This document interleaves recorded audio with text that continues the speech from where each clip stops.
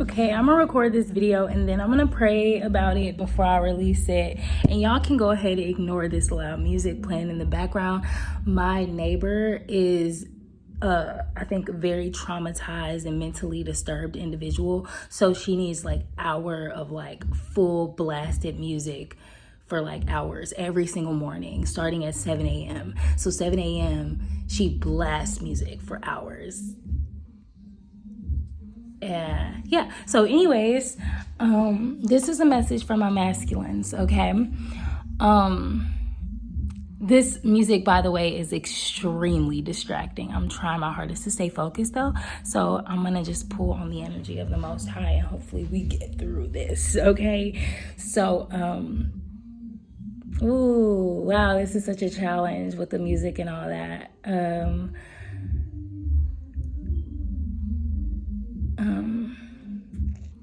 Oh, there we go. Thank you, Most High. Okay, I'm saying this from personal experience, by the way. I'm probably one of the most powerful people that I know. I didn't ask for this, by the way. I asked to come to Earth, okay? I don't know how the fuck, why I'm here. I don't know who, I don't know. Maybe I did. But either way, it is not hard to be extremely powerful, yet non-threatening and gentle. You know why? Me sitting here with all these very scary divine gifts. Ooh, telepathy, telekinesis. Ooh, scary stuff. I can control time. I can control matter. I can ignite fires. I can move objects. This scared me before it scared anyone else. Well, this probably scared my family before I was aware that it was scaring them, but that wasn't my business. I was just a child. But I scared myself because at some point, these things were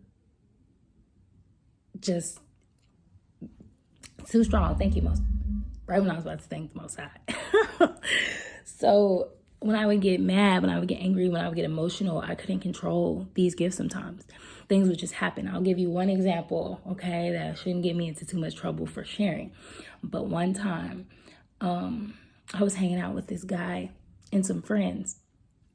And this guy, he just kept throwing bottles, like glass bottles, on the ground. And he was just trying to break the glass.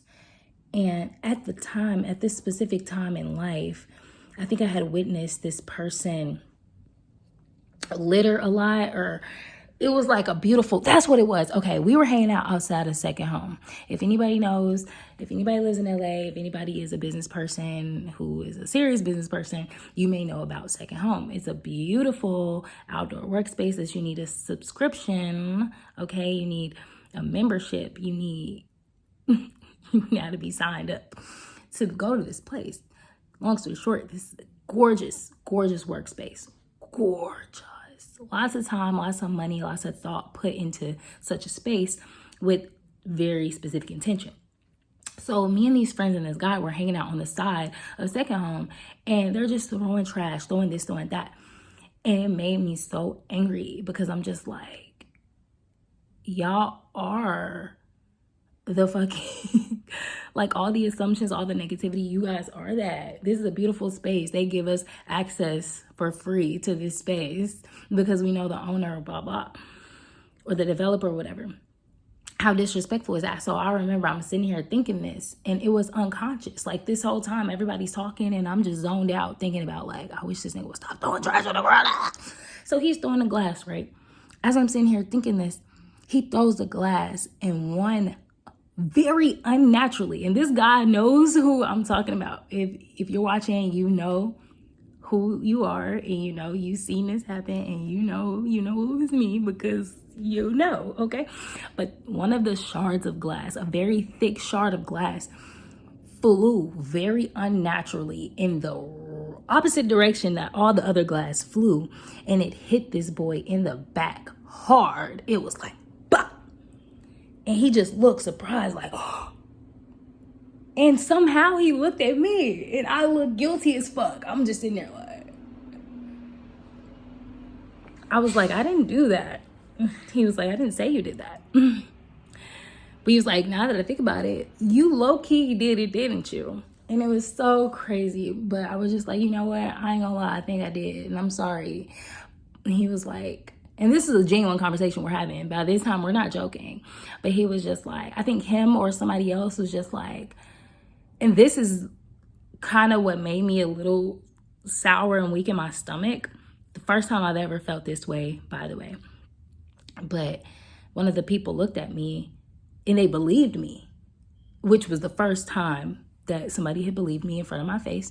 But they said to me, that could have hit him in his eye. And immediately I was just like, fuck, like, it's not that I want to shrink for others. It's not that, like, I don't understand where men get this feeling from. And it's not even that I don't understand. I do. It's a sickness. It's a poison that's been injected into the minds of people through white, evil colonizers and capitalists and greedy leaders. And what's most disappointing to me is that people of color, men of color, allow themselves to be affected by said capitalism. Dr. Umar has a really good point, and I'm going to try to insert it here. If I can't, then I'm going to just hopefully try to find it and drop a link or something, just so y'all can hear him saying it. But I'm going to try my best to find it, really. But he says, like, you know, women, we act like we're into materialism and da-da-da-da, and it really is just a defense mechanism. And when you think about it, it's true. Like, when I've met some of the worst women I have ever met, they were that way as a defense mechanism. They have been starved of love, of protection, of affirmation for so fucking long that they literally turned into an evil ass Jezebel, Lilith kind of esque vibe. The same women we blame. Like, it's like, why everything something goes wrong, we blame women. And I just think, I just wish sometimes that I wasn't a woman, just so that I can be a more of a firm example for men. Something that men can listen to without feeling their ego being pulled at and this weird ass sense of competition. I never feel competitive with anyone, let alone a man. I've never felt competitive with a man. Never. And if I have, it was playful. A game of Uno, you know, normal shit. Not who can provide a better life, who can take care of the children better. Like, I'm sickened because I'm a wife, okay? I am a mother, but I can't even step into my role yet because there's so many men. It's like this weird dichotomy, this weird polarity of men that is like, ones that have the money, they're so fucking shit and arrogant and terrible sometimes. Or they're just like terrible, they have low self-esteem, they don't look nice, they don't know themselves all that much because they spend all the time getting money and da-da-da-da. Then you got the men who are like in the middle, they might got a little, I don't know, I'm tired of putting it into categories. Women are tired of doing it all as far as like existing as a feminine and existing as a masculine. We all have to do that for ourselves as an individual, every single human. But it's tiring when a feminine being, a biologically feminine being, has to exist in all the masculine roles there are. I'm gonna share this, okay? How is it that I have a man in my life who asks to be in my life, no matter what the capacity is, lover, friend, boyfriend, co-worker, whatever the reason, you asked to be here. You inserted yourself into my space. Why is there trash? I gathered the trash. I sat it in one spot. Why the trash not in the trash can? I cook the food. I provide the food. I cook it. Sometimes I cook it. Otherwise, I'm just making sure I provide it in some capacity. Even if you provide it, you cook it, you buy it. I wrap it up. I put it away. Why can't you do the same? Why can't you wrap food up? Why can't you put it away if I can't or if I forget? Why do I have to remind you to make time and space for me when you just get a little bit distracted? It's so much, y'all. It's so much, and I just need you guys, like, as powerful as I am, that was the point that I started with and that I'm going to finish with. I have never intentionally made somebody feel unsafe or uncomfortable or anything like that.